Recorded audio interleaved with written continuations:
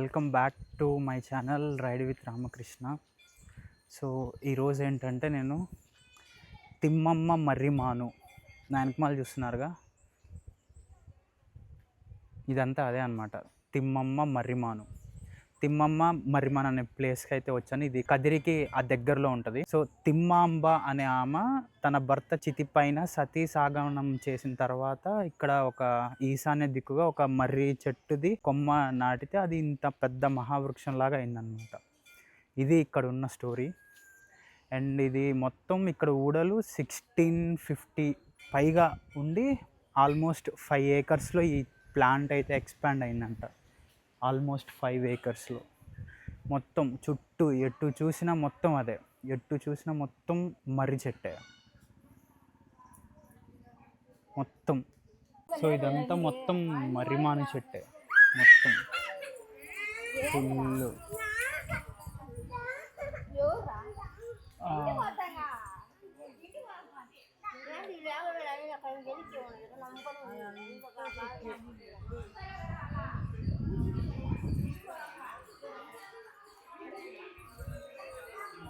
So maybe అది అనుకుంటా main Maan.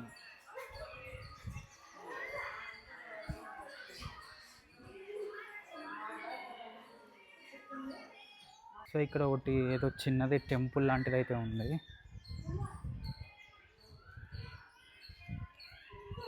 So మొత్తం సరౌండింగ్స్ మొత్తం అదే, ఆల్మోస్ట్ 5 ఏకర్స్లో ఎక్స్పాండ్ అయిందంటే ఇమాజిన్ ఎంత పెద్దదో.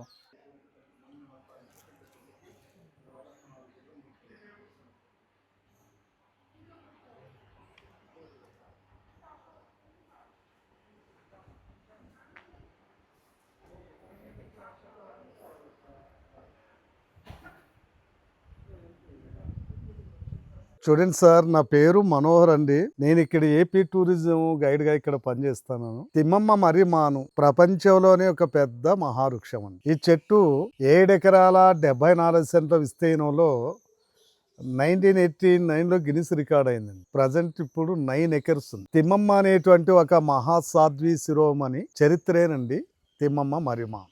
ఆ అమ్మవారు ఇప్పటికీ 700 సంవత్సరాల క్రితం మన భగవాన్ పుటపర్తి సత్యసాయిబాబా ఉన్నారు కదా, పక్కని విలేజ్ అండి బుకపట్నం, అమ్మవారి పుట్టినేరు. అక్కడ వెంకటప్ప మంగమ్మ అనేటువంటి పుణ్య దంపతులకు శెట్టిబలిదల వంశస్థుల్లో తిరుమల వెంకటేశ్వర స్వామి వరప్రసాదిగా అమ్మవారు జన్మించడం జరిగింది. మరి బుకపట్నం నుంచి ఇటు ప్రక్కన గూటి బయలు, ఈ ఊరు అమ్మవారికి అత్తగారిల్లండి. మరి ఇప్పటికీ అమ్మవారు కాపురం చేసిన అత్తగారిల్లు పూజింపబడుతుంది. ఊర్లో జస్ట్ 1/2 కిలోమీటర్ దూరం అండి గంగరాజుల కోట అంటారు. మీ వెహికల్ కూడా వెళ్తాయి, అక్కడ వెళ్ళి చూడొచ్చు.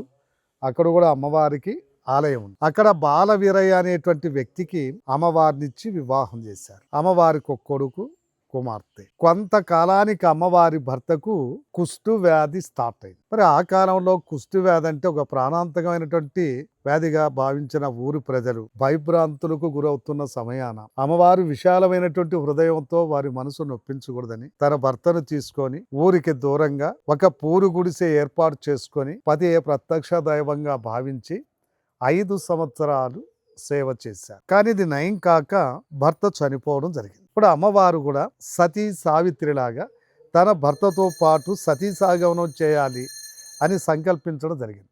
ఇలా చేయాలంటేనండి అప్పుడు విజయనగర సామ్రాజ్యుల ప్రజా పరిపాలన, ఇప్పటి మండల వ్యవస్థలు ఉన్నాయి చూడండి.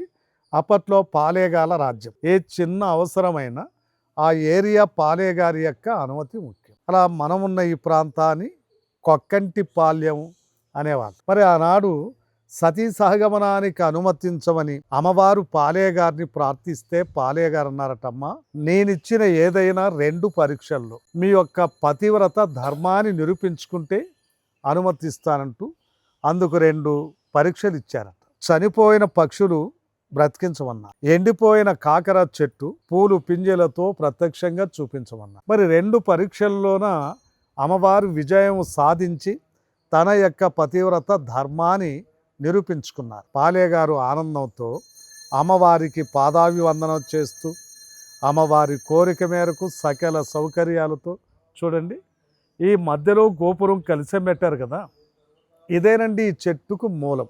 అంటే ఈ చరిత్ర మొత్తం అక్కడి నుంచి స్టార్ట్ అయింది.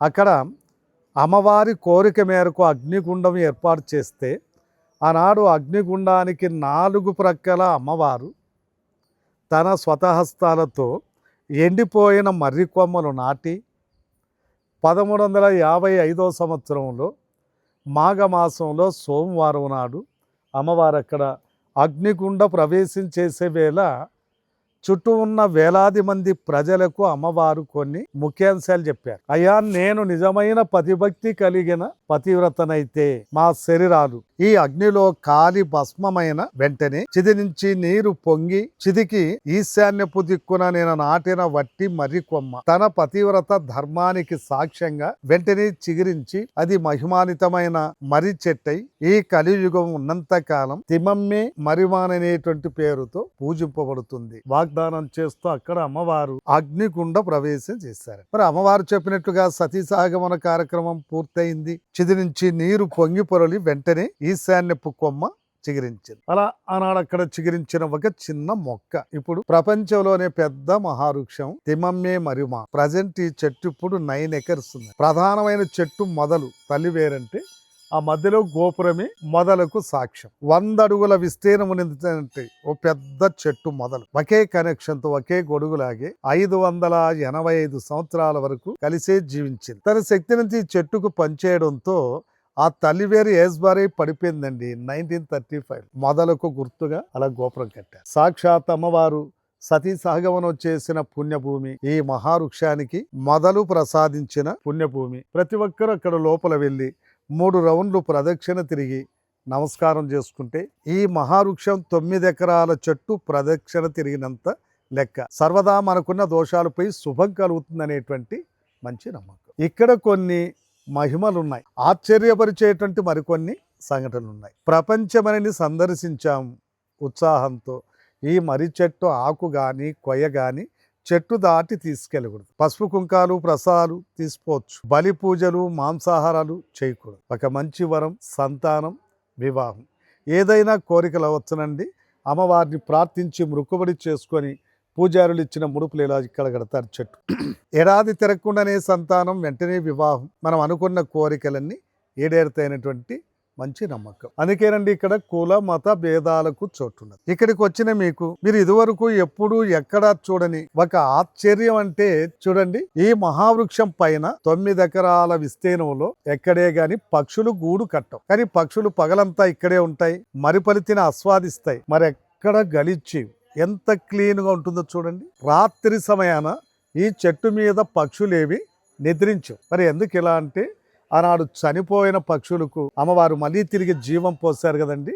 ఆ కృతజ్ఞతాభావం చేతనే పక్షులు కూడా ఇక్కడ భక్తి మార్గంలో వెళ్తున్నాయనేది అమ్మవారి భక్తులకున్న మంచి నమ్మకం. ప్రతి ఏటా మహాశివరాత్రి ఉత్సవాలు పెద్ద ఎత్తున జరుగుతాయండి. ఇటు ఆంధ్ర, కర్ణాటక, తమిళనాడు, తెలంగాణ రాష్ట్రాల నుంచి కూడా వేలాది మంది భక్తులు ఇక్కడ 4 రోజుల పాటు మహాశివరాత్రి ఉత్సవాలలో అమ్మవారి కార్యక్రమాలు ఆస్వాదిస్తారు. ఇప్పుడు ఈ చెట్టును మన సెంట్రల్ గవర్నమెంట్ ఫారెస్ట్ డిపార్ట్మెంట్ కంట్రోల్కు చెట్టును కేటాయించారు. వారి సంరక్షణలో చెట్టు అభివృద్ధి, గుడి, ఒక విలేజ్ కమిటీ హ్యాండ్ ఓవర్తో వచ్చిన పర్యాటకులు ఇచ్చిన స్వచ్ఛంద విరాళాల చేత ఆలయాభివృద్ధి కార్యక్రమాలు, నిత్య పూజలు, ప్రతి ఏటా మహాశివరాత్రి ఉత్సవాలు పెద్ద ఎత్తున జరుగుతున్నాయి. ఇది తిమ్మమ్మ మర్రిమాను యొక్క చరిత్ర అండి.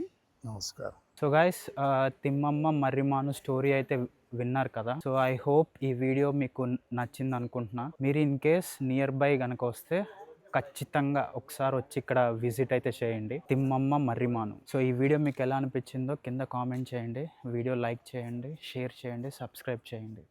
Signing off.